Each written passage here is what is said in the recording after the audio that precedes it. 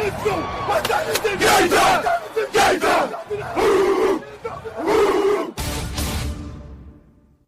It's gonna be a football game tonight now. No doubt. It's gonna be a football game here. Okay. I done been here before. All right, let's go, baby. Play clock at 5. Hello and welcome to another Football to Football after we took our week off for the Super Bowl. We are back and ready to talk about this huge off season that is before us. We're about like a month away or a little bit less than that from free agency. And then, we'll be getting into the draft and all that stuff. God, it feels like this NFL thing just never ends. But guys, it's been a week, a little bit more than a week. It's been 8 days. How's everything been going? Good, man. Just doing the same old same, getting through work and everything, and just had a great, weekend this past weekend, enjoying Valentine's Day, and I did a few things, went and saw Deadpool, and that was a lot of fun. So, yeah, just kind of chilling out, man. How was Deadpool? I loved it. It's just right up my alley, and well, to be honest with you, Sean, you lived with Deadpool for a short term, so you know who he is. Yes, I did. We all did. Me and Sean had a college roommate who, after I saw the film, I'm like, dude, I just felt like I hung out with our friend Kevin for like an hour and a half. Exactly. So, how'd it go for you, Randy? It's going good. I've been just trying to figure out why everyone's making a big deal about Aaron Gordon. I've been jumping over our mascot and having slam dunks all the time. It wasn't a big deal. Randy's mad skills are awesome. You guys need to look on YouTube. Yeah. Right. Yeah, so, we did our Valentine's not on Valentine's Day, so I just was watching wrestling and other things on Valentine's, and I had to do 2 podcasts on Valentine's Day, so nothing out of the ordinary for me. So, there isn't a whole lot, not that, let's be honest, when I said we took the week off, apparently we all kind of took the week off, seems like. The really big thing that's kind of been going on is this really old news, but they've made it new again with this Title IX stuff with Tennessee, and that apparently Tennessee allows for this sexual misconduct, sexual assaults to happen, and they have named Peyton Manning in it because he apparently has some history at Tennessee of foul play happening. This story has kind of just been going bonkers on the radio and especially on the internet and all that stuff. What are your takes on this? Ladies and gentlemen, welcome to the press wants Peyton Manning to retire so bad that they're pulling up stories from 30 years ago. It's, I guess it was 20 years ago, but still, I'm not saying it wasn't a big deal, but it kind of just shows how the media has changed in the last 20 years, that if something like this would have happened nowadays, it becomes this huge thing, it becomes a college scandal. 20 years ago, it gets shoved under the rug. The college just tries to do everything they can not to lose their star quarterback and make everyone happy, and then all these other reports start coming out about the things that have happened since then, and whatever.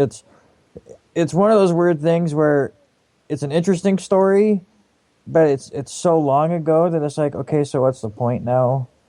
Are we really going to sit here 5 years from now and go, well, I really thought Peyton Manning was a first ballot Hall of Famer, but that one time when he was a college kid, he did a really stupid thing, and when we found out about it 20 years later, so now I don't know. He might not be a good guy after all. It makes no sense. The college kid, he did something stupid. We talk about it all the time with other stupid college kids doing retarded things. Hopefully they learned from it and matured. It seems like Peyton Manning has, so why make it a big deal? Yeah, and once you get out of college, honestly, if Jameis Winston goes on to have a heck of a career, are we really going to be talking about the stupid stuff he did in college? I mean, that was reported on and was a big deal, and now it's even more swept under the rug because he had a pretty damn good first year. You know, if he had sucked this first year, or even had the injury-plagued season that Marcus Mariota had, where his team didn't do well or whatever, he maybe they're still talking about that kind of stuff in relation to his conduct and whatever. But it's just, I think this is more of a shock to people because of Peyton Manning, who he is, all the things that people have thought of him for, you know, having this squeaky, you know, clean image and all that stuff. What do you see from it here, Gary? You know, it is kind of funny that, you know, like Randy said, 20 years ago this happened. And we're hearing about it more and more. And honestly, this is the first time a lot of people have heard of it. I mean, honestly, that was the first I had heard of it this week. And, you know, it's a big deal to an instance because this never needs to really happen. But at the same time, you got to go with the people that was involved and the way it was involved. And it's a locker room thing. You always hear that. I know it sounds like an excuse, but let's be honest. The locker room is a certain area where I think these players feel comfortable. They feel comfortable with the coaches. They feel comfortable with each other. They feel comfortable with their trainers, in which she was a trainer. And this was something dumb. This was something that should have never happened. I want to preface my thoughts by that. It never should have happened. But, you know, different mindset, and it was a young mistake he made. At the time, he thought it was hilarious. His teammates probably thought it was hilarious. I think she probably didn't appreciate it, and we find out she didn't appreciate it because of what she took action, and she did, and she did get paid for it, and rightfully so. You know, it is somehow, some way, you know, it needed to be taken care of, and I feel like justification was sent and put there in place. So now that it's coming up, it's like, guys, that was taken care of. Why are we still doing this? And I get it. There are other grievances out there which brought this up. You know, that's understandable, but I don't feel like this should be in a lawsuit again. I think, you know, with all their history, I think both parties need to kind of get away from each other and say, look, it happened. Let's move on. It just seems like both parties want to keep this in the limelight. I don't understand it at all, especially Peyton. That guy's going to retire. Go on, live the rest of your life. Forget about this chick. Yeah, I mean, just this is so weird. Like, just let it go. Maybe he wants his name cleared or whatever it is, and I can kind of understand that part a little bit. But just, you've already said in your book you did it. There's really not a whole lot else you're going to do about it. Now he's being named in this dumb.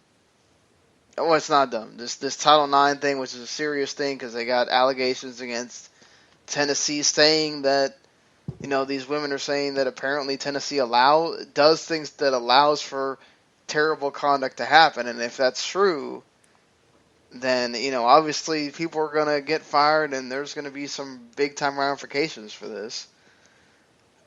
I mean, what do we really see happening out of this at all? I don't see anything. Peyton Manning still hasn't even commented on the thing. Whether he thinks it's a big deal or he just doesn't know like what the politically correct thing is supposed to happen here. I think he wants to see it just go away. I'm sure she wants to see it just kind of go away at this point too. I think more this is just a media thing. It's one of those things where, you know, he has had such a career where he looked so squeaky clean, and then he had this HGH. You know, he was in that report with Alcazar or whatever. So then people start digging. They're like, okay, well, Lance Armstrong was squeaky clean, and we found out he was a douchebag, and Ryan Braun was squeaky clean, and we found out he was a douchebag. Peyton Manning has to be a douchebag. And they had to go back 20 years to find out a situation where, well, he was kind of a douchebag. But I don't get it. I would have got it 20 years ago if that was a story. And, you know, you had freshman quarterback of the Tennessee Volunteers, Peyton Manning, putting his genitalia on some girl's head. That would have been a huge story. But 20 years later, I don't see it as a big story anymore. Yeah, and this is the kind of thing that, you know, like you said, it's right now that happens. it gets blown up. It's terrible, and it is terrible. It's bad. You shouldn't be doing that. But you got to remember, at the time in the '90s, this whole hazing thing and all the stuff that the players did was much different than the way it is now, where basically if you do anything that hurts a player's mindset or anything of that nature, it's frowned upon immediately. And they make a big deal out of it. The media blows it up, and back then it was a much different deal. You know? So I think we need to keep that in perspective too. It's still a bad thing, regardless. Still a bad thing. Just I think being honest about it too is another thing that's important here.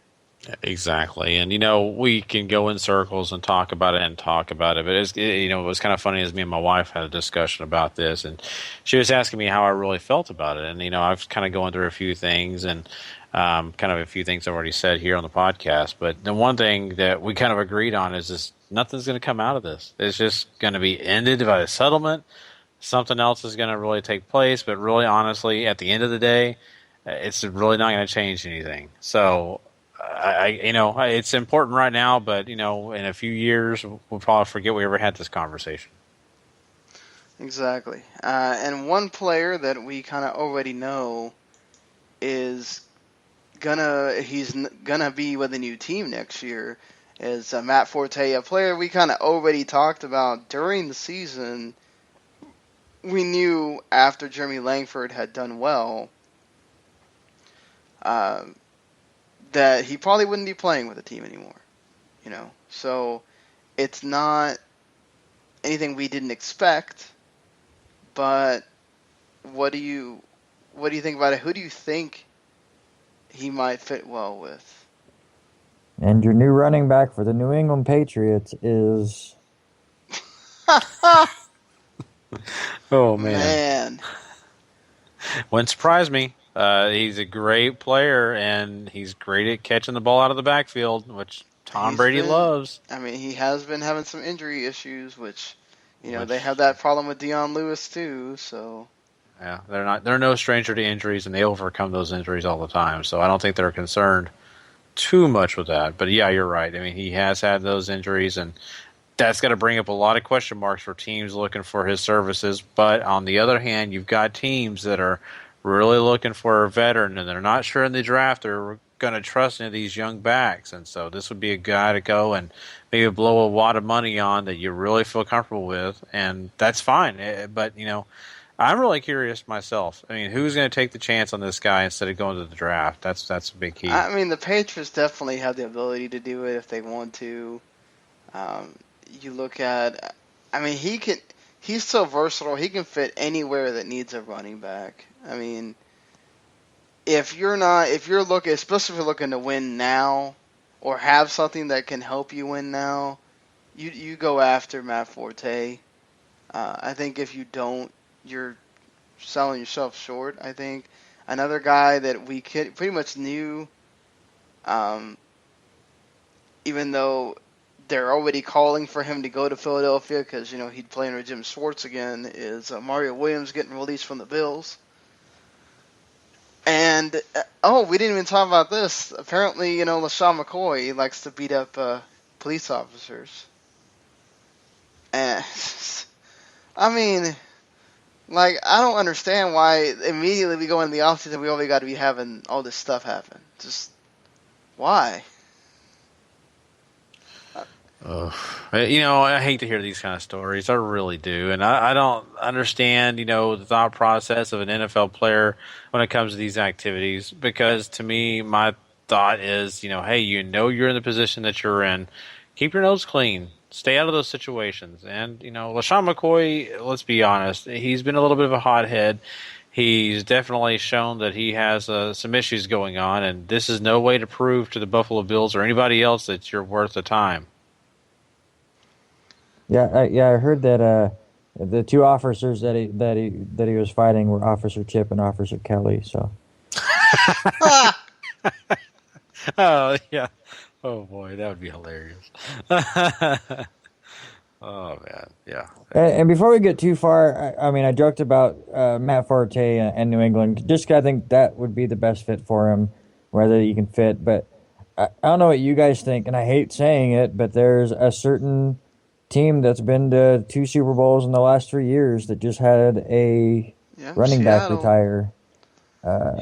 Talk about a perfect fit there too. He would definitely work in Seattle. I mean, Yeah, you put him in the backfield with Thomas Rawls and oh man, a dump off threat for Russell Wilson who can escape the pocket like no one else, and that would be very dangerous. You're telling me, I would totally agree with that. That is definitely a great fit, So, Forte, like I said, he's very versatile. I think he fits in a lot of systems, but, you just named 2 systems that really could use his services, and not only that, they'd be pretty scary to stop. Tom Coughlin says he is too young at 69 to retire. You know what? I mean, to me personally, he's still got his health. He's still got his wits about him. In a way he is, even though maybe not when you're looking at just the age. I just think that the guy still has it, and I think he could definitely help a franchise. I don't know, why he hasn't been employed already, because I think that if I was out there and I had a team, I've already mentioned the Cleveland Browns plenty of times, that would have been my perfect hope and wish, him to go to a team like that, because I think he could build it. I think he can make it happen. Yeah, I could definitely see him coaching one more team before he finally hangs it up. I really thought he would be a perfect fit in Philadelphia, and it just didn't kind of work out. So whether he just takes the year off and tries broadcasting, or just relaxes, or I can't see Tom Coughlin as a coordinator after all this time. So maybe I can't either. So maybe he takes the year off and fills a role after that, and finds a team that'll let him come in for a 3-4 year run before he finally hangs it up. You know what I would love to see? It would be so great to see a return to Jacksonville and to take them to glory. I think that'd be great. That would be kind of cool. Go back to where you started. He could actually fit there because he is pretty defensive minded, and that's really what they need right now in Jacksonville. Well, that's what Gus Bradley was supposed to be, but Well, and to kind of defend Gus Bradley, he's only been there 2 years, so you still got a lot of time to work through that. They told him he better make the playoffs this year, or. I agree. This is the year. I mean, once you kind of hit that 3-4 year mark, now it's okay. We've given you enough time to put the pieces in place. Now make it work. So I would almost agree with Jacksonville. This should be the year where you really see that jump up. I mean, yes, you need to have Blake Bortles stop with the mistakes, but if he is able to get the defense up to an okay level, maybe Bortles doesn't think that it's all on him, and now you have a explosive offense with a decent enough defense, and all of a sudden you're looking at a very dangerous young team in Jacksonville. Fair enough. We forgot to talk about this during Peyton's, when we were talking about Peyton Manning, but Magic Johnson says that he will put in some money for Peyton to, whether he retires or not, to come to LA and play for the Rams for one season. Has Magic Johnson kind of not been paying attention to the football that's been happening, or? Well, you have to remember he is paying attention, and he's realizing that they're getting the Rams, who had Nick Foles as the quarterback. So he's going, well, Peyton Manning could be better than Nick Foles, right? Yeah. He must not be paying close enough attention because they got Case Keenum on that roster, though. Oh, so. Here we go with the Case Keenum. I was waiting for that. Yeah.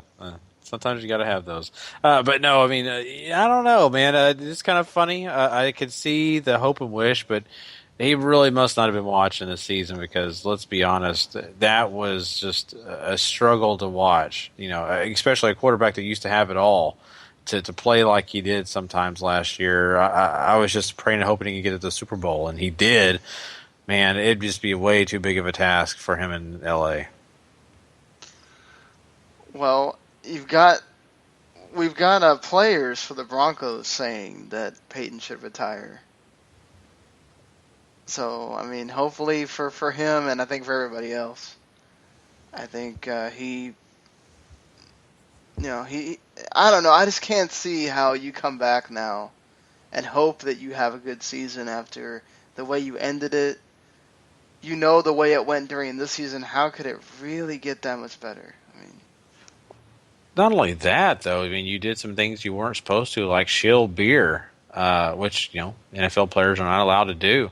I mean, I guess I get it. He got his own island because he said Budweiser. But, it's just, something that I think he kind of wrote the whole thing on the wall of, hey, I'm retiring. I'm done, So why keep hoping and wishing?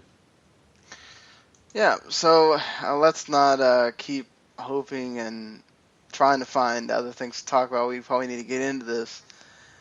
We are going to start with the Denver Broncos here, since we've talked about Peyton Manning and everything else, which kind of works into our favor here.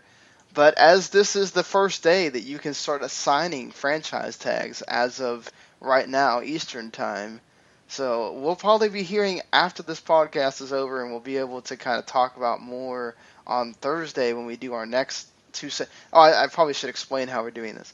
So if you didn't notice, we do have a name for these shows, and it's going to be the same name throughout the whole process of this happening.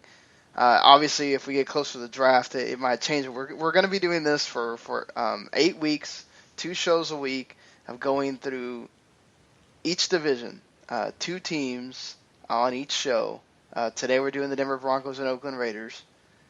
And basically bringing in, whether it's fans, whether it's writers, whatever it is, whoever we can find for those 2 teams to talk about, spend like 15, 20 minutes, giving a recap of the season, talking about their team needs, talking about some of the standout players, players that they feel need to be re-signed, and then kind of giving a little bit of thought about maybe the draft or whatever. This is kind of early, so the 2 that we have today, they really didn't get to talk too much about, who you should get in the draft or whatever, because we're really far away from it at this point. But so we're going to start with the Broncos here. Stephen Davis, he was the guy that was our Denver Broncos kind of correspondent when we did this the first time to kind of build up to the NFL season.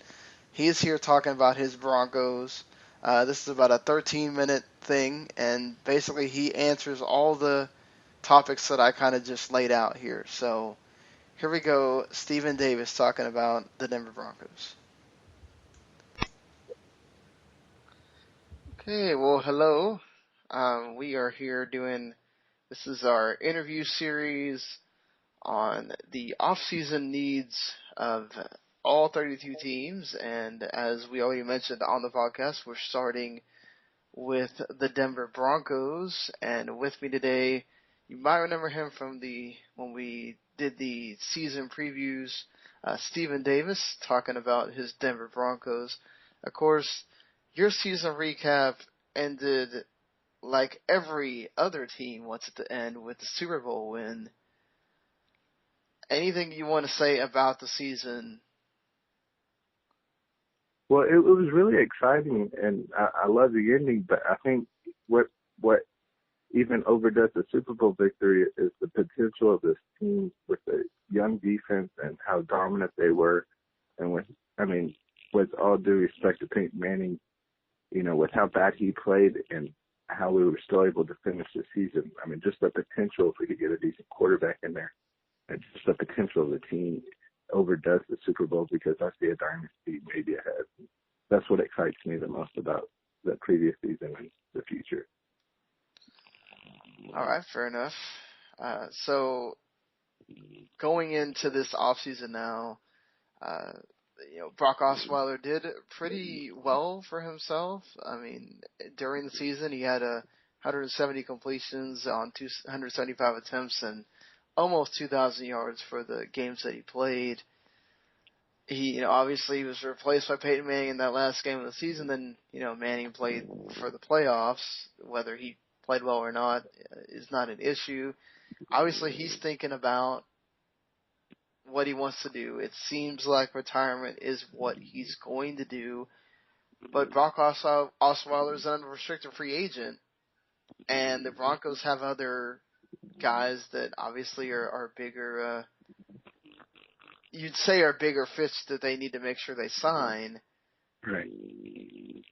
How do you think that they make a deal with Osweiler? Or do you think he winds up going somewhere else? Because I guess you could franchise Von Miller, but you got to sign the guys you got to sign.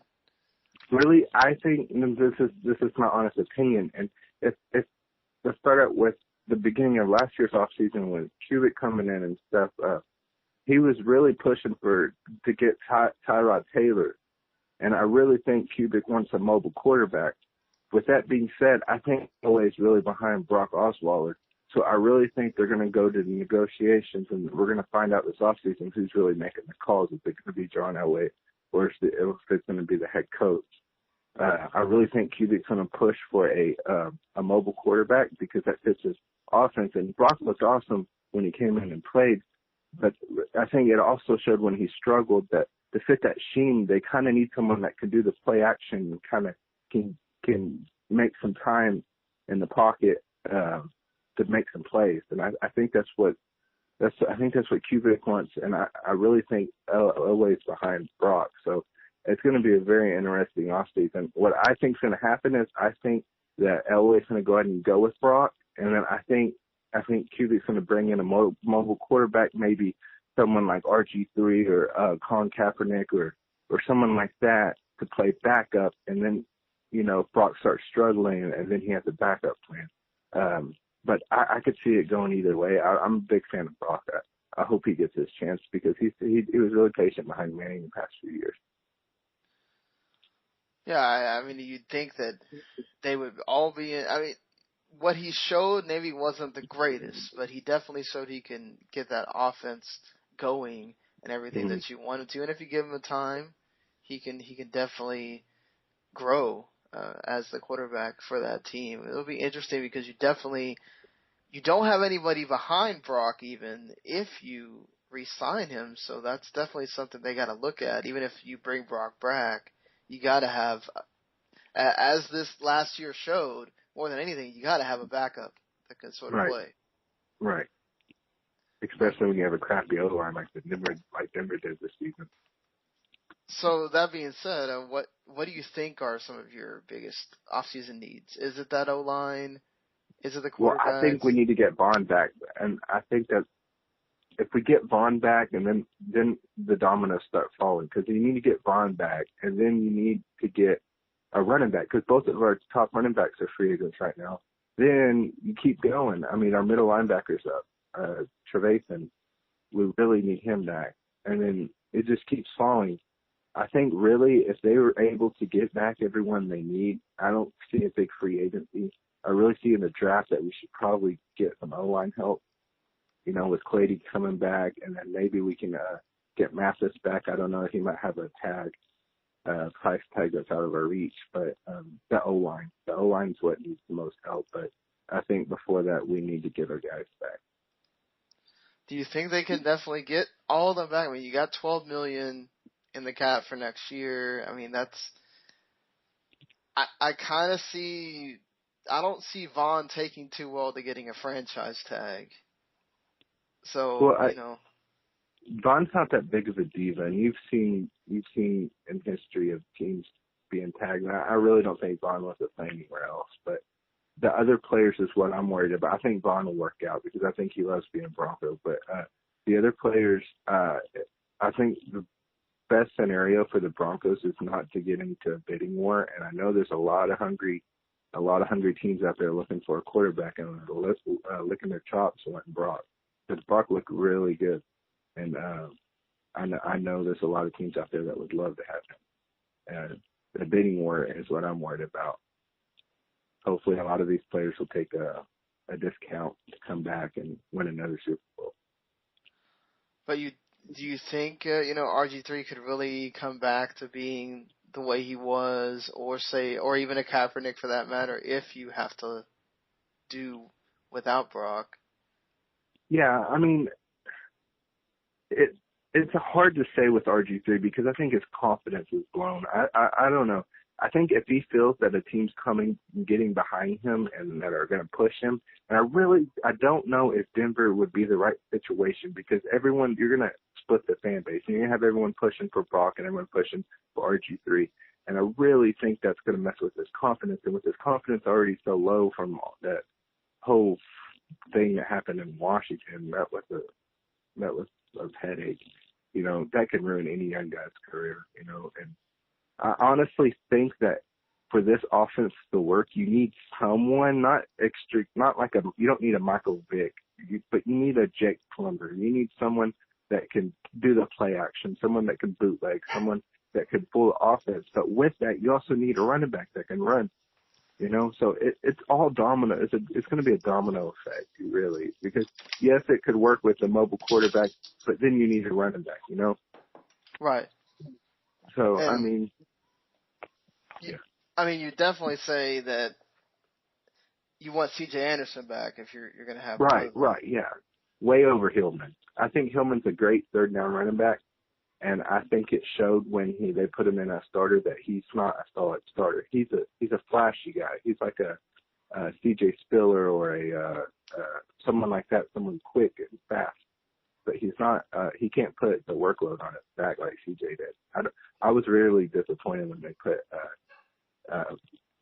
Hillman in there because he's flashy, but he can't carry the workload like CJ can. So if you're looking at both of these linebackers, obviously one of them's restricted and one of them's unrestricted. If you had to pick one, Danny Trevathan or Brandon Marshall? That's a hard one, man. They're both young guys. They're both proven.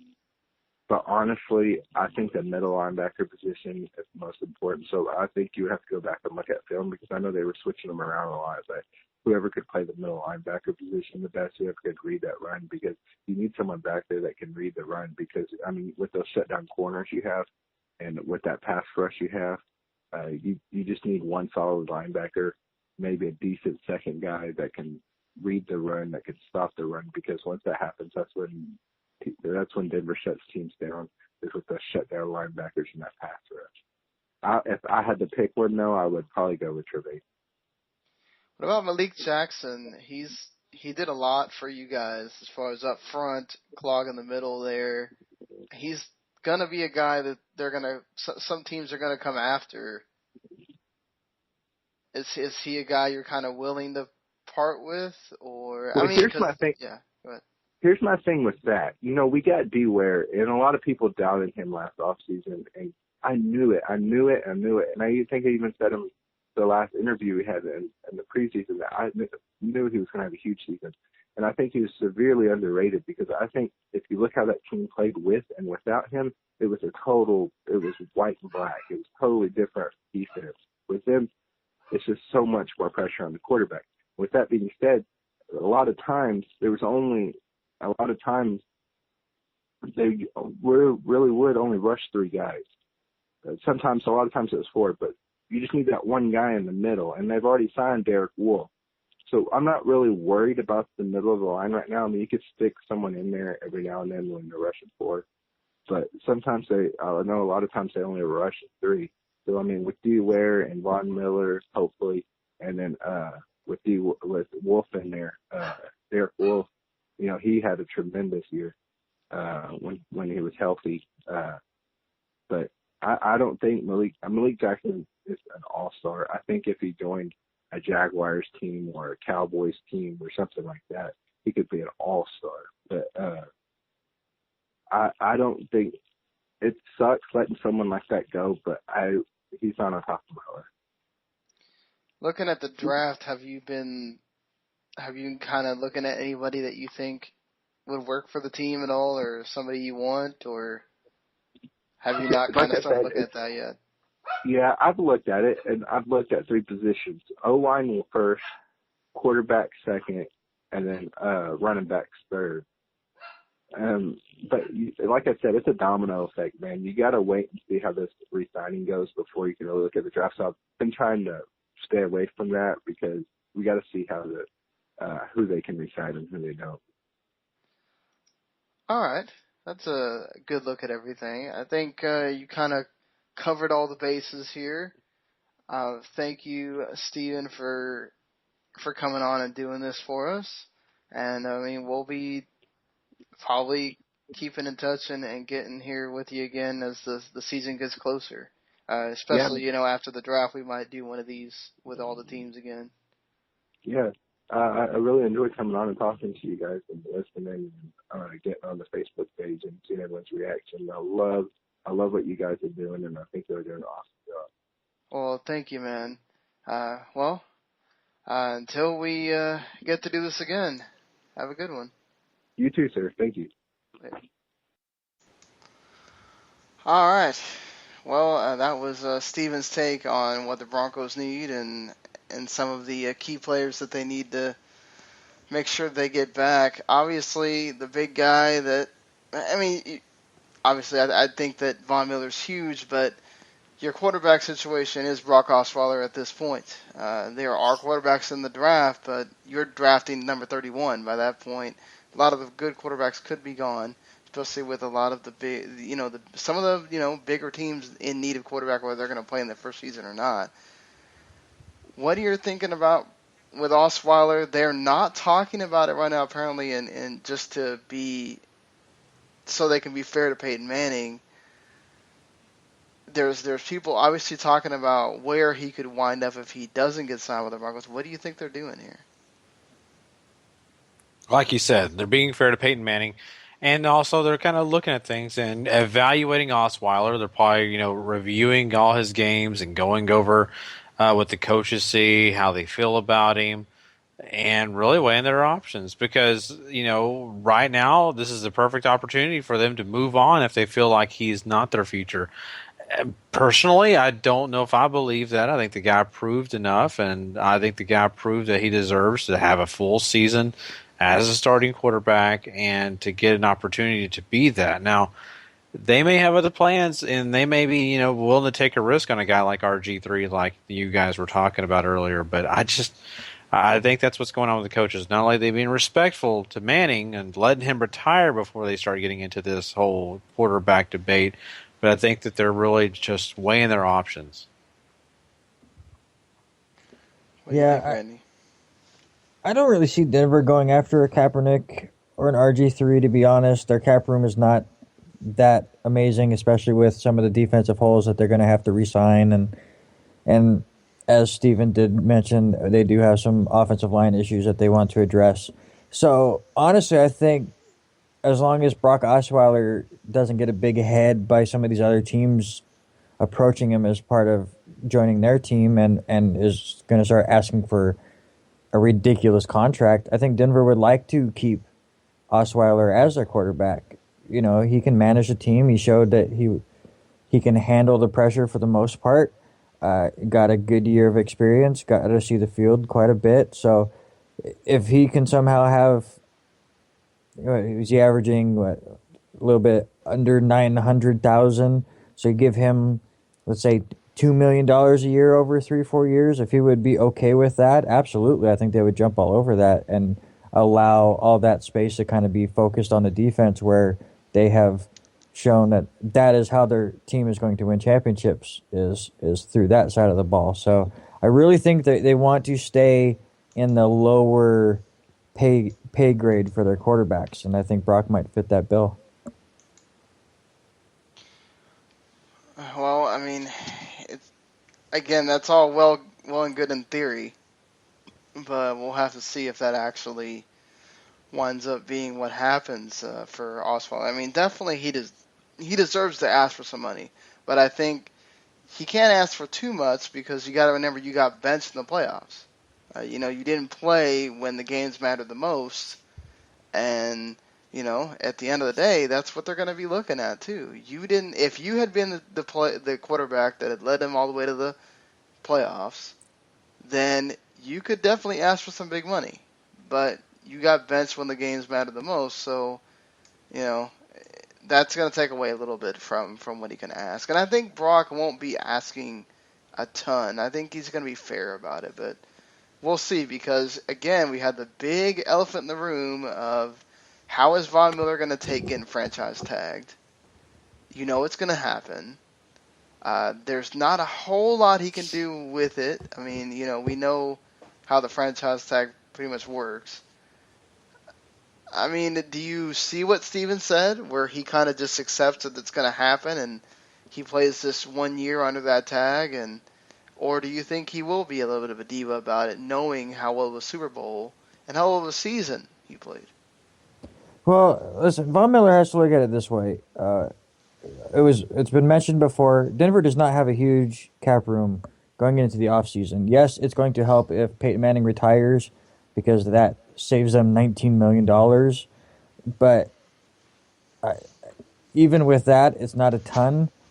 So their best bet is to franchise him now, and his best decision, I think, would be to franchise now, because they have a ton of money coming off the books the following year, and that's when he could really ask for that giant pay raise that he's looking for. So I think if he becomes a team player here, just accepts the franchise tag, goes out, has another just phenomenal year, he's gonna see his money.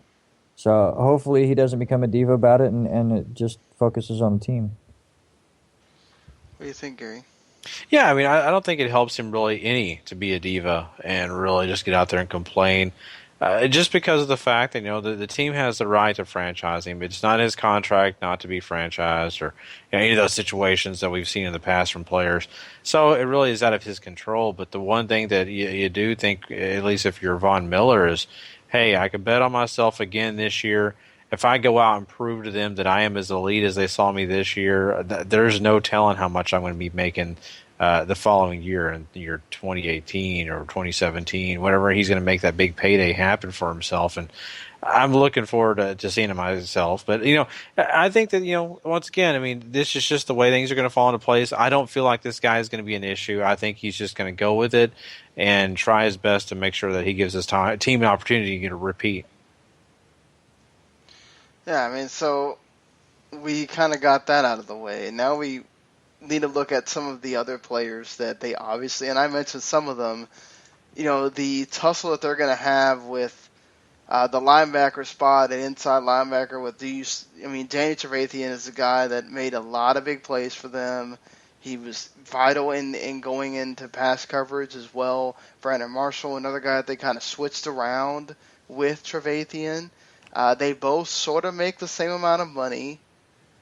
So, I mean, you wouldn't be, and one of them is Danny Trevathan is unrestricted, and Brandon Marshall is restricted. So that means that whatever, if a team comes and offers Brandon Marshall money, they can offer the same and see if they want to match it. I mean, do you kind of go with what Steven was saying? You go with Danny Trevathan if you got to pick one? Or do you try to sign, or do you go for both? Yeah, I think you go for both. I think you go for Trevathan first, just because he is unrestricted, and see what kind of offers go out for Marshall. I think if the offers get too high for Marshall, they're okay with letting him go. But I really think that they want to keep their young core on this defense together. And their defense is put together so well. They have some veteran players in there, along with some of these young guys. Both Marshall and Trevathan are young talent that could really solidify the defense for years. But if they're unable to keep both, I would go Trevathan as well. Yeah, I think we're all on board on that, at least from what I'm hearing. And Trevathan is just such a great talent. He's got something special. And I think Brandon Marshall does too, to an extent, but I think he's one of the guys you could say we could probably find another Brandon Marshall if it's not in the draft and free agency somewhere, maybe a veteran that isn't really in his prime and is kind of winding down, but still valuable to the team. You can always do that and fill that need.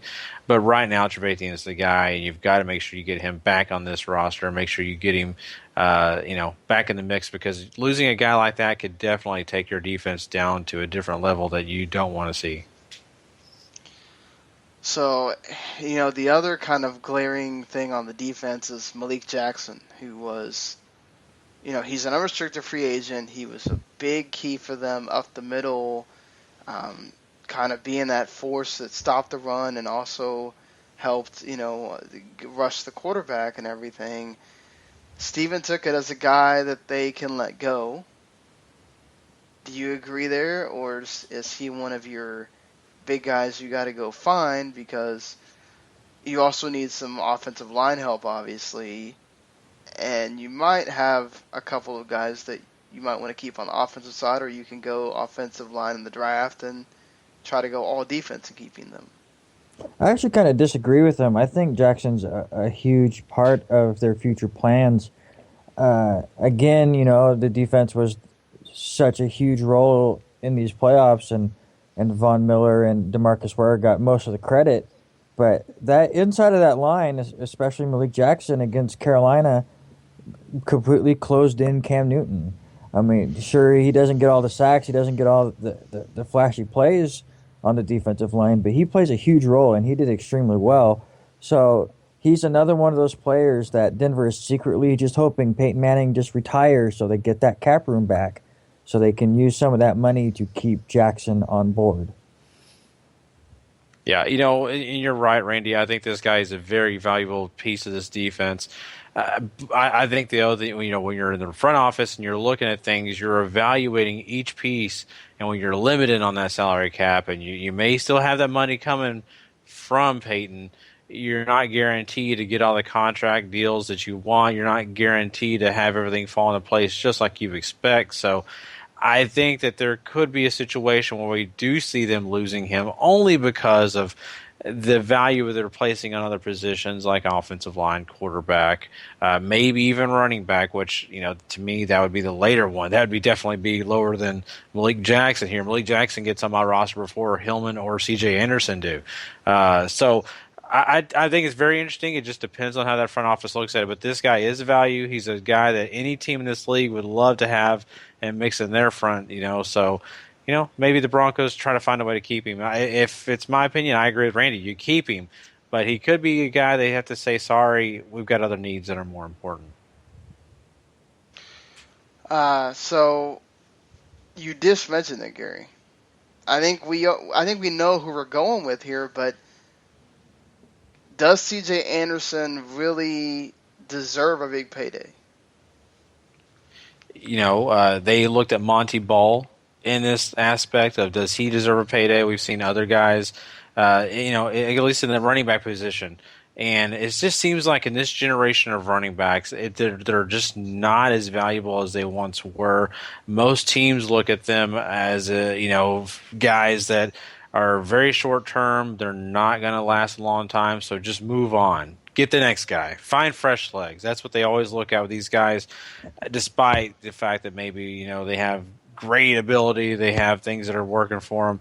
So, does C.J. Anderson deserve a contract? I think he does. Does he deserve a gigantic contract that's just out of this world? No. To me, he's a upper-level running back, but not an elite running back. And I think that, he's a guy that I even feel like the Broncos could probably lose and pick up another guy and probably be okay. Yeah, if you're picking between Hillman and Anderson, I'm definitely going with Anderson. But he didn't do anything this year that made me go, he could take the ball and be your main running back. He's a running back by committee type runner. He's nothing flashy. He's nothing like over the top. I think, especially as fantasy players, Gary, we saw the rise of C.J. Anderson in the offseason, where all of a sudden people were picking him in the top 4 or 5, and he was one of the big busts. But that's just kind of where he is. He's a decent running back, but he's not going to be that amazing player. And running backs these days, there's your 3 or 4 amazing running backs, and then everyone else. And then once you get past those 3 or 4, it's like, okay, we just need 2 or 3 of these guys and mix and match them, and we'll be just fine. So I think Denver is ready to part ways with Hillman, and if C.J. Anderson's price gets too high, I don't think they would be that upset if they end up losing him either. Yeah, I think I kind of agree with you guys on the whole. Definitely you're going to go try to grab C.J. Anderson, but I think he's he's gonna try to go after some money, and he probably won't wind up getting it from the Broncos. They're obviously going to try to re-sign him.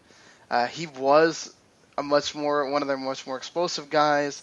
He helped them a lot in the Super Bowl and in the playoffs to be able to guy that kind of takes the ball, gets you those first downs that you need.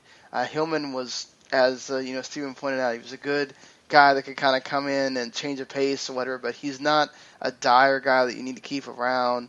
I mean, C.J. Anderson was making a little bit under $500,000, so he's gonna probably get up there in asking for money, and you have to wonder if that's somebody that that they're gonna want to go after or not, because Denver's picking last in a lot of these in almost all these rounds that they're in because they won the Super Bowl, and will those running backs be there when you're if you go with a running back in the first round, you'll get one. But if you go out of the first round, by the time you get to that end of the second round, will the ones that are still pretty good, or one of the big ones, be there? That's the thing. But also, Denver's really good about finding one of those third or fourth, fifth round running backs and making them into somebody. So, to me, I kind of look at it and, like Gary said, you can kind of let him go if it's out of your range.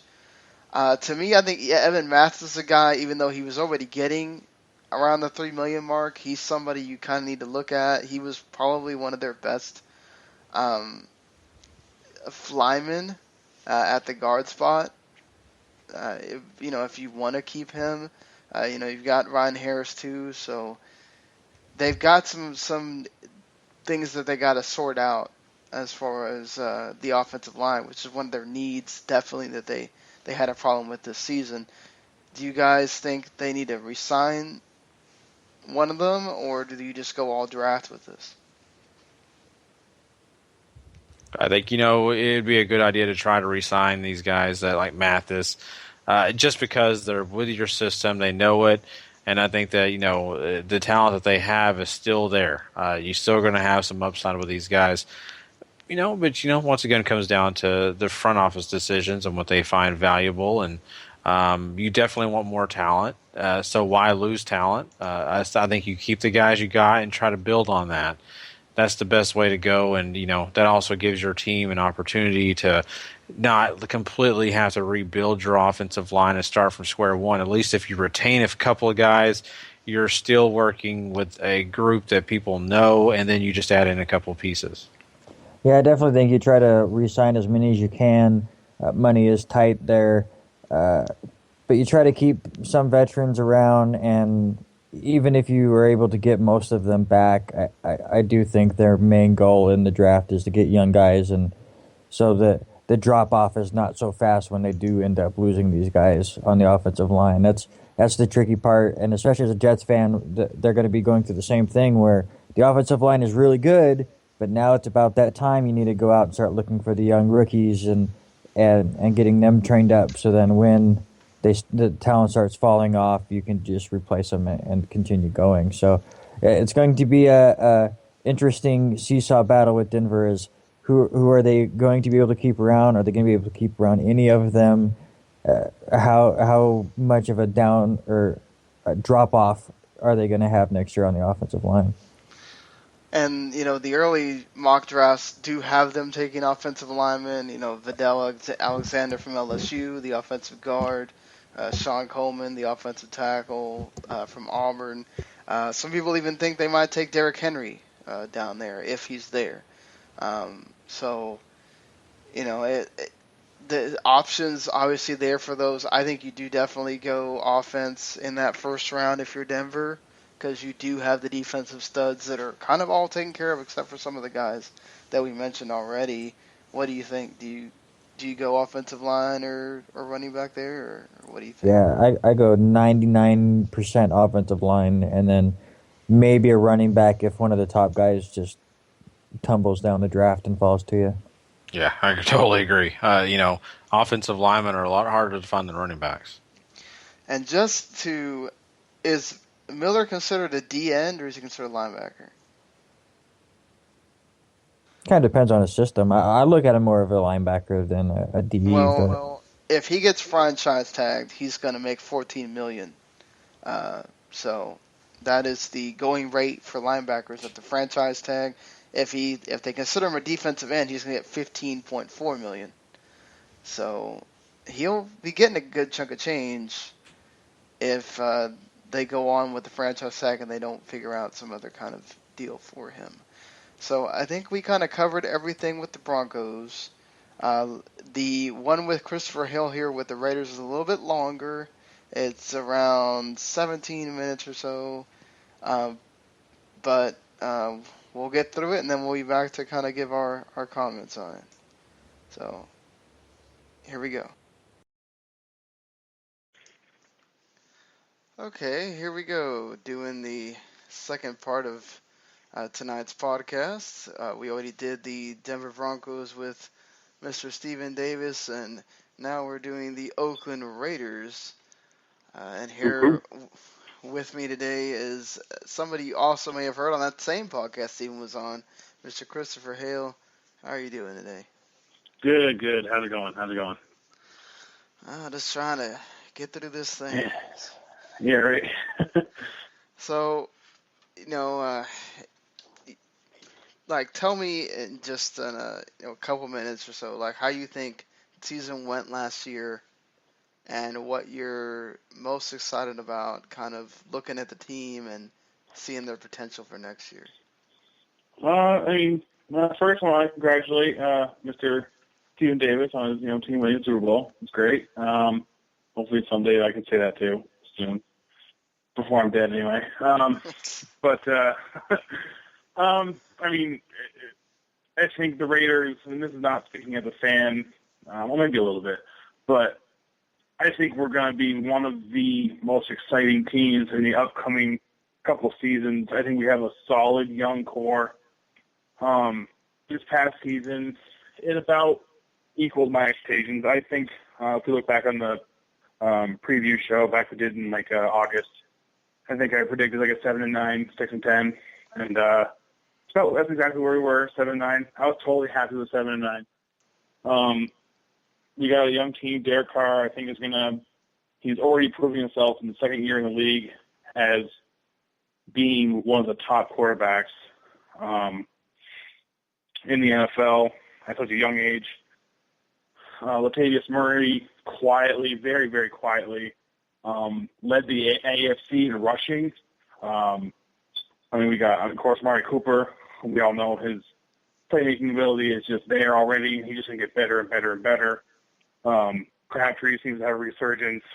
Our defensive line, of course, with Khalil Mack, first player ever in the history of the NFL to be selected All-Pro at two different positions, DN and outside linebacker.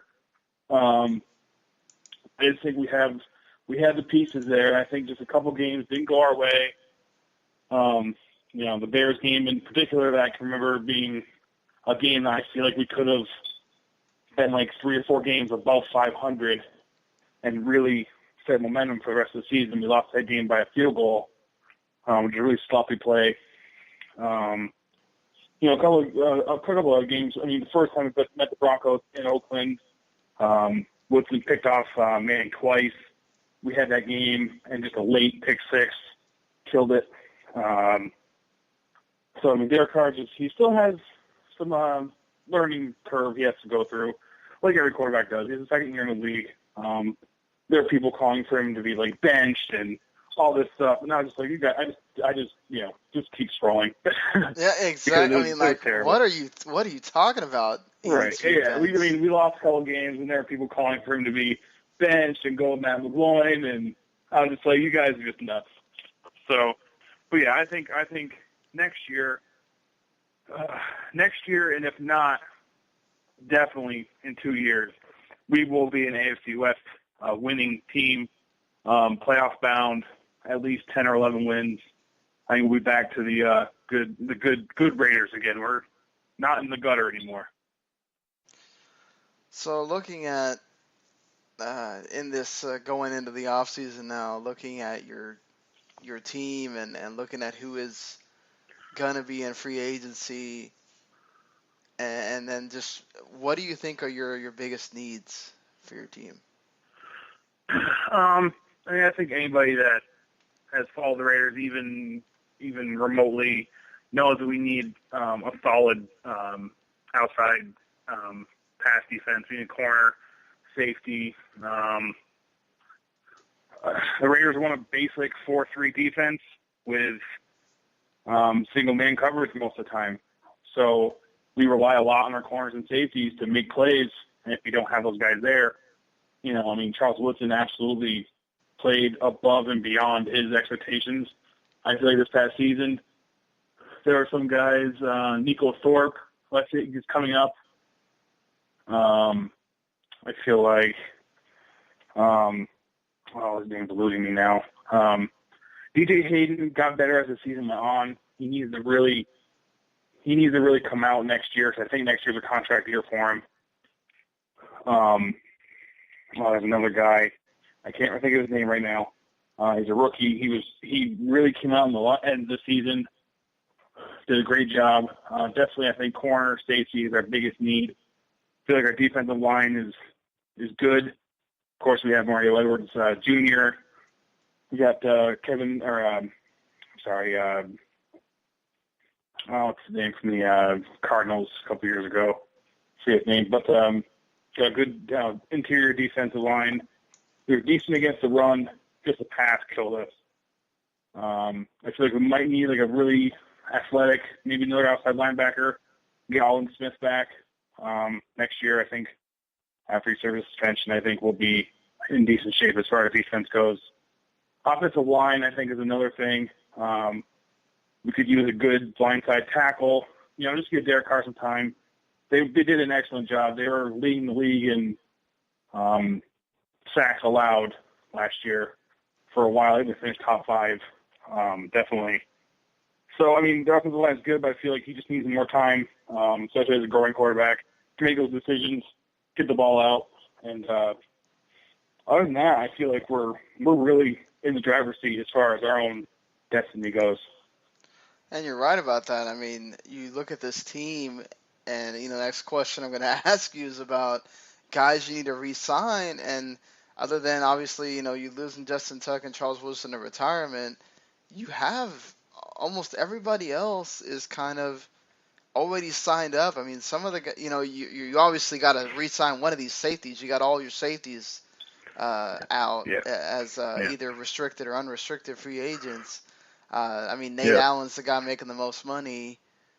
Yeah, and we actually released him last week to literally sign him back 3 days later. And this is just the genius of our team athletic guy. I forget his name now. I'm just blanking on his name. The front office. Yeah, I was totally blanking on his name. Reggie McKenzie. I'm sorry, Reggie McKenzie. Absolute genius of him. He's built the team from the ground up. When he took the team over, they had no draft picks, first round draft picks for like 3 years because of the terrible ones. Back when D'Angelo Williams was still there, and this is years, or D'Angelo Hall was still there. This is years ago. We gave him 2 years of first round picks for him. Carson Palmer would get first round picks for him. So finally, when Reggie had his first season with picks, you saw what happened. We ended up with Khalil Mack. We ended up with Mario Edwards in the second round. We ended up with the next year. We ended up with Amari Cooper. We ended up with Derek Carr. We ended up with all these guys, and you could tell he's building a core that's going to be that. He did it in Green Bay. He's going to do it here. I just feel like it's a genius of what he's doing. And we re-signed Nate Allen 2 days ago, pretty much to give him out of the guaranteed money he was owed, so we can restructure his contract and give him next to nothing, so we clear up even more free cap space, which we have the most in the league this year. So we can really go out and spend some money and find some good free agent corners and safeties. So there are plenty out there. So you would say, you already got Nate Allen back, so you'd say you don't necessarily need to bring back Taylor Mays or Nico Thorpe or any of these guys? If it were me, I'd bring back Nico Thorpe. I see more outside Nico than I do Taylor Mays. I feel like Taylor Mays, he's a real situational player. Nico Thorpe, I saw some big improvements with him last year. I think he was with the team last year as well, or 2 years ago as well. I see some good improvements in him. Taylor Mays is one of those guys where he either played really, really well a couple games or he just didn't show up. And I feel like this is a Raiders team where I think Reggie's got to start thinking kind of win now, soon, and we can't have guys not show up. I mean, there's a lot of free agent safeties and corners out there. Georgia Loca from the Bengals is out there. Prince Nakamura from the Giants. Eric Weddle from the Chargers. I mean, there's plenty of guys out there that we can pay the money, and they would play, I mean, outstanding football every week and give us wins. I think the other thing I'm looking at here is a lot of your receivers are also going to be some kind of free agent. Mm-hmm. Yep. I'm pretty sure you could probably get Seth Roberts back, who is probably your best receiver outside of, your best, third receiver, which is what all these guys are. You got Crabtree Absolutely. And Cooper signed. Yeah. But yeah. I feel like as far as Seth Roberts go, he will get re-signed, no problem. He more than earned his money last year. He's definitely our best third option.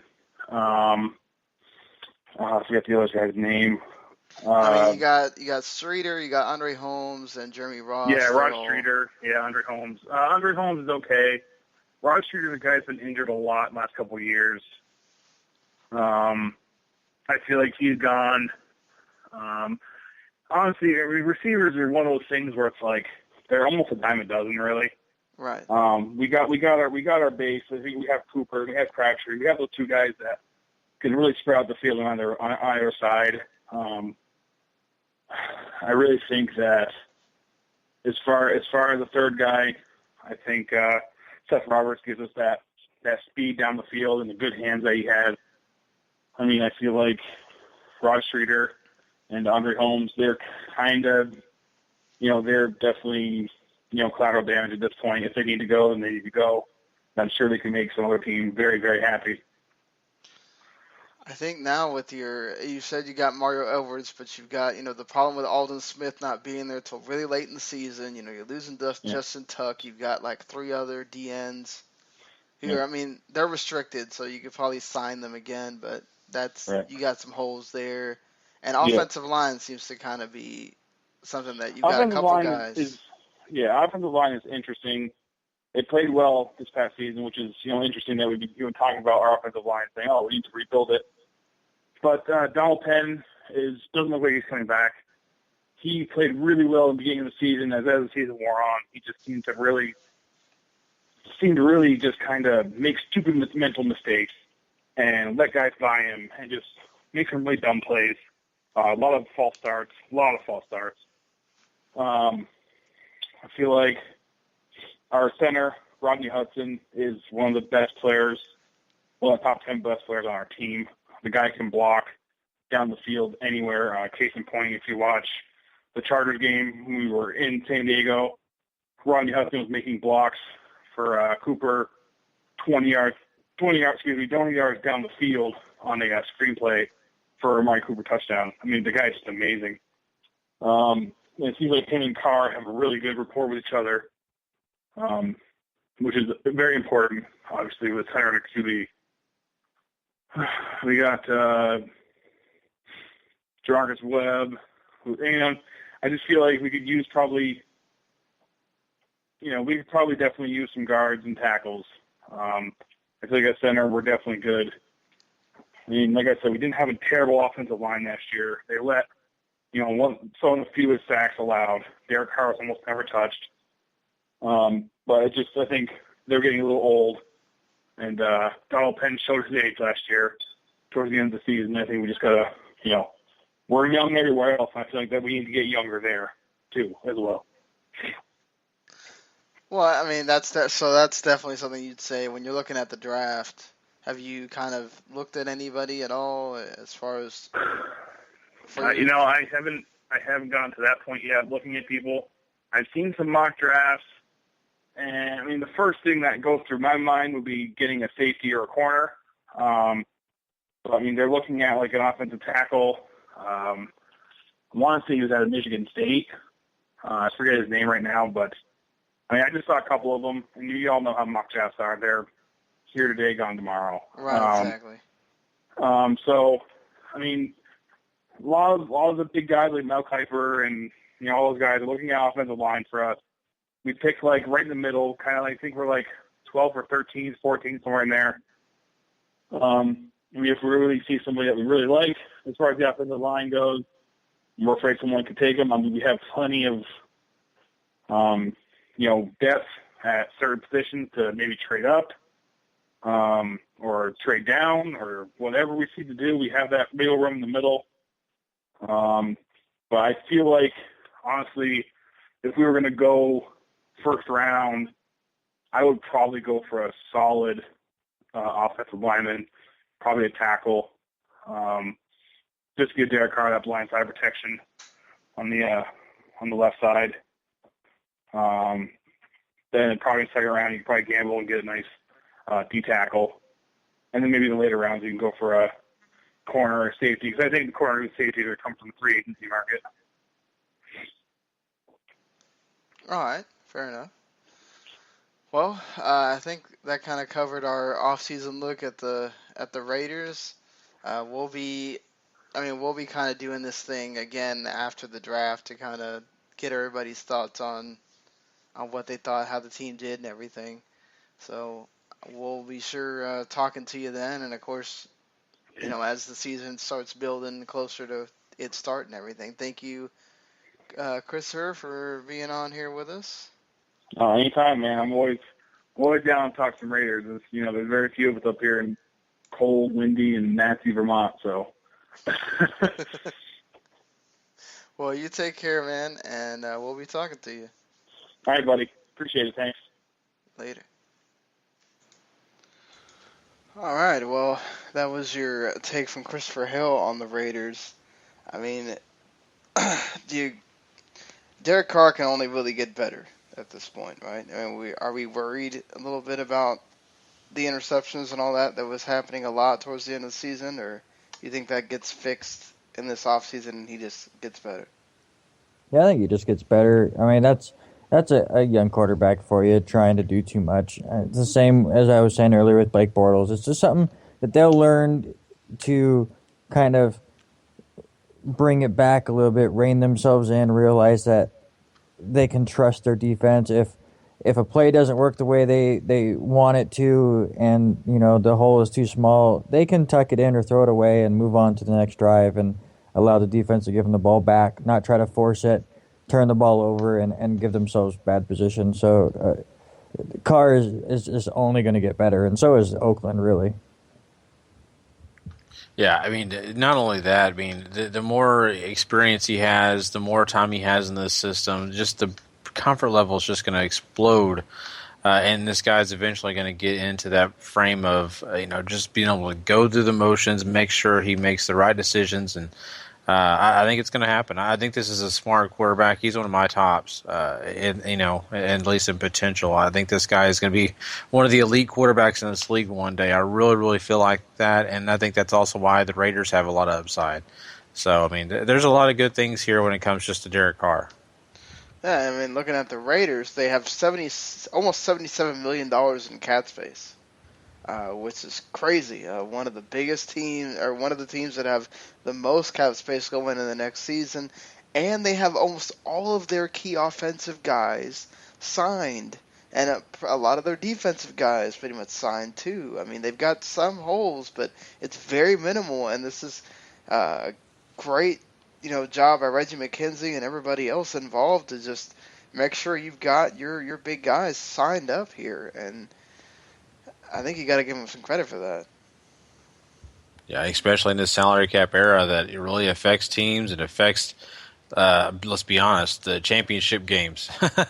Every year we're looking at maybe a little bit of change here and there, and besides a couple teams in this league, really, there's these teams coming out of nowhere. Carolina this year, Arizona almost made it. teams that we really weren't talking about the year before, besides maybe Arizona. So, that's a great job of this Raiders front office, making sure they do some of the things that they need to do, and that's lock up some of these young guys and get everyone ready for, a great time in free agency, hopefully, for them, because I think they have a lot of leeway here compared to a lot of these other teams in the league. And I think you completely agree with what he said about the team being one of those sneaky teams that we're looking at in the next couple seasons, about just you've got your core guys, your Amari Coopers, your Michael Crabtree, who is significantly improved under Carr. You've got your Latavius Murray's who signed. What you're looking at that you're missing here is your third and fourth receivers, guys you can get in the draft, whatever. But Seth Roberts was not making a whole lot of money last year. He's probably gonna get a few nice offers. I wouldn't say anything, hefty. He is a restricted free agent too, so I can definitely see the Raiders trying to re-sign him again because he had a nice rapport with Derek Carr, but he wouldn't be somebody that's big time if you lose him, and especially the other guys, like a Rod Street or Andre Holmes either. Yeah, I totally agree. I totally agree with you on that, and that's the awesome thing for Derek Carr. His 1 and 2 receivers are there, so there's no worries there. And the rest of these guys, let's just say for some reason, someone offers Seth Roberts a little bit more money, maybe a little bit more than the Raiders really want to pay for him. It's not a big deal. Sure, yes, it's going to kind of suck because Derek Carr had some good rapport with him. The chemistry was there. But still, that third, that fourth spot can be filled in free agency. Heck, the draft is going to be readily available with some receivers. I think they can make a lot of impact in this league. So I think the Raiders are going to be okay with there. You said already talked about it, Latavius Murray's locked up. So besides those key positions, really the offensive line, it's going to be a luxury for them to add some more guys. He talked a lot about taking up and making sure you fill that left tackle side. That's totally the right way to go, if you ask me. I think really this team is really going to have to be focused on defense compared to the offense, because the offense seems to be pretty well set, but the defense is going to be the key. Yeah, and then, like I said, they've got all that. I mean, Nate Allen got re-signed, but you've got a Taylor Mays, a Nico Thorpe. You've got a few other guys that are there for you on the safety corner side, Randy. I mean, anybody that sort of jumps out at you, or you just go full-on draft here with these guys, with the loss of Charles Woodson, obviously, who was a starter for you? Yeah, I think you definitely, that's their main goal is to get cornerbacks, whether they get some of the veteran guys or through the draft or both. I mean, as you mentioned, they have a ton of cap space, so I think they're going to be throwing money around. Obviously, I think, they re-signed Derek Carr, give him a raise, and maybe a few other players, but as far as just a team that can throw money around, I don't see them really keeping that many people. These smaller guys you bring up, the wide receivers like Seth Robertson, Rod Streeter, those are kind of players that you can just let go and not worry about it. And it's kind of like the running back position anymore. You can bring in other veterans to kind of fill in holes or younger players. I mean, those are mixed and matched all the time, but I could definitely see Oakland going out there and being big-time spenders as far as secondary goes. As a Jets fan, while I was listening to him, I was looking at my team and just kind of some of the holes that they would need to fill and people that they might cut as far as clearing up cap space. I very much see a Cromartie of the Jets or somebody like that who has a huge cap number get cut, and a team like Oakland jumping all over it. So I think you're going to see Oakland not really address it right at the beginning of free agency, but kind of see how teams manage their secondary, and you're going to see some big names end up in Oakland. Yeah, I kind of agree with you on that. I think you need to one of the guys to look out for is their punter. I think Chris kind of told me off air that Marquette King is he thinks is going to be one of the up and coming punters. So it's not somebody it's not a big position, obviously, but it's somebody that you don't have to pay him a whole lot of money, and you can keep him, and he keeps developing, and he helps your special teams. So, I honestly think King gets franchised, and then they work out a deal.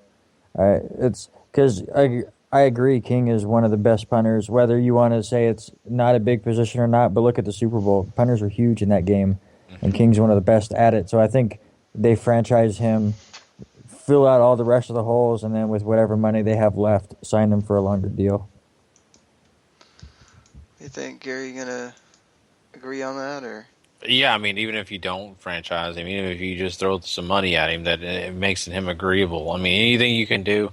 It wouldn't be bad to franchise a guy, but I mean, if there's somebody else out there, So weird to talk about franchising a player. I know. That's just it makes me even hesitant. But I agree with Randy. I mean, you did talk. He talked about the Super Bowl. That's completely right. I mean, the special teams is all about that.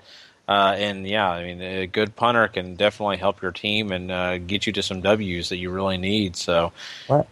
Well, I don't see it as being that big or like a surprise to franchise punters and kickers. Those are your cheapest positions to franchise, and so I think that's where a lot of teams go. Is like, unless you're in a situation like Denver where you're not going to be able to really afford this really huge player, or we're going to get to Chicago. Yeah, because they got McManus that they got to figure out if they want to bring him back too, which we didn't touch on. And they should, but and I'm sure they will, but like, unless you're in a situation where you have a huge player that is coming up for free agency and you're not sure if you're going to be able to re-sign him, so you slap the franchise tag to keep him there. A lot of teams actually just kind of throw their franchise tag at their kicker or punter just to lock in that position. Because it's like, well, we have it, we're not going to use it on anyone else. Let's just go and lock him up. It's not that big of a hit for the team, because it's one of the lower paid positions, and then we'll deal with it when the time comes. Yeah, if you look at the draft, they're kind of saying Jalen Smith out of Notre Dame, who's injured, he would kind of do like a Todd Gurley, where he'd come in halfway through the season, and then you put in Aldon Smith, who'd also kind of do the same thing if you sign him again. Depends on what they want to do with that, because obviously they could sign him for real cheap, because he's not going to be helping them at all until way later in the season. But if, let's say, Khalil Mack, Mario Edwards, all them kind of work out, and you bring in Jalen Smith, he plays well, and you got Aldon Smith, it's like, wow, that's a dynamic, total dynamic core there at linebacker for your team if you go that route. I mean, that's kind of, I mean, they also got, these are really early mock drafts, so wouldn't pay too much attention here, but Mackenzie Alexander from Clemson, and Robert Ekamdichi from Mississippi, who was he was a hell of a player over there at Ole Miss. If they can land him, it's a huge get for the Raiders over there on defensive tackle. So, as this, anything you guys want to say left on the Raiders before we kind of just mosey along here? I just, we've talked about it plenty of times, but I just think this is a team on the rise, and this offseason is going to be really big for them. Not only do they have plenty of money to spend, but they've got some positions already taken care of. We just covered them all. I think that this team could definitely jump up another level if they can just all get into training camp, get their focus going, and then get going in the training camp and really working hard towards the beginning of the season. They could really be a team to contend with. And I mean, it may be weird to say this, but your Super Bowl champs may be having to fight for that division this next year really hard. I mean, they may be having not just the Chiefs to defend against. Yeah, it's not very often that you see a team that is on the rise. They have one of the highest cap spaces in the entire league, and it's not because they have to go back and make sure that they bring everyone back. It's like, even if they don't get a single one of their free agents back, you still look at the team like, they're on the rise, they're doing okay, and they have all this money to play with, and it's just about if they can continue to make the right decisions and the smart moves. And then you tell somebody that the team that's making all these smart moves is called the Oakland Raiders. Right. And that's not something that we normally would associate with the Raiders historically, but they are doing it, and that about wraps it up here. That wraps it up for our first time look at the off season. We'll continue with AFC West on Thursday. We'll see who's been franchise tagged. It'll be Thursday night going into Friday morning, so there'll be about 3 days of tagging going on, and we'll see who's made the news and everything else. And we'll continue to look at the AFC with the Kansas City Chiefs and the San Diego Chargers. I don't have two people that I had on hand like I do for the Broncos and Raiders, so I'm going to be digging through some message boards and some Facebook pages of those teams and seeing who I can find. So who knows? It might be a funny little interview with somebody I really don't know, or it could be a great one. We'll have to see. If you're a fan of the Chargers or the Chiefs, and you're listening and you feel like you can do what Steven or Christopher did, don't hesitate. Tweet at me, or Randy or Gary. They could pick it up here too at Football to Football. Just tweet at us.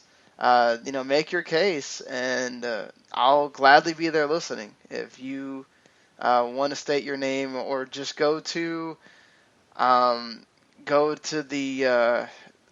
there is a Facebook group, but it's kind of not really used. Just you can email us footballtofootballpod@gmail.com. That way too, if you're not a big Twitter person, to kind of state your case if you're a Chiefs or Chargers fan and want to be having your voice heard. So, all right, until Friday. Also, don't forget, people, we want to let everybody know that we are associated with lastwordonsports.com. We appreciate them for, working with us and having a partnership. We want to let everybody know that. And, of course, all the other places you can find us, the W2M Network as well. Yeah, for sure. Of course, rate, review, and subscribe. That helps out more than anything on iTunes and Stitcher, and going on TuneIn Radio, going on YouTube, W2M Network on YouTube, and subscribing to that as well. That helps. And, of course, we have other shows that we do as part of the W2M Network. I just did a Rest of the Max Extra with Tom Reese going over that New Japan New Beginning in Nagata show. We talked about an hour over that. And, of course, the ROH and New Japan on a Rising cards that will be happening on Friday and Saturday. And we also, Randy, I'm sure you're having this is the week, right? You have your new episode tomorrow? Yes. Yes. It comes out tomorrow. We recorded tomorrow, actually. We've been fixing a bunch of technical difficulties that we've had over the last few weeks, but we are recording and posting our new episode tomorrow, where we will be talking about a game that we co-played together, an interesting indie game called Lovers in a Dangerous Space-Time. I talk about The Order 1886, which I'm slowly getting myself through, and Wes plays through an interesting shooter back at the PlayStation days, a Siphon Filter. So I'm interested to talk about all three of those games. All right, well, there you heard it. Make sure you check out that backlog busting project episode when it comes out there. And, well, again, until Friday morning, we will see you guys later. And, don't be surprised if in a couple weeks you see that the podcast is called something different. If you're a W2M, Rest of the Max fan, you'll probably recognize what the name sort of looks like. We're kind of rebranding to kind of have the three main podcasts all have the same big theme here. But we'll get to that when it happens. But, well, until Friday, we'll see you guys later.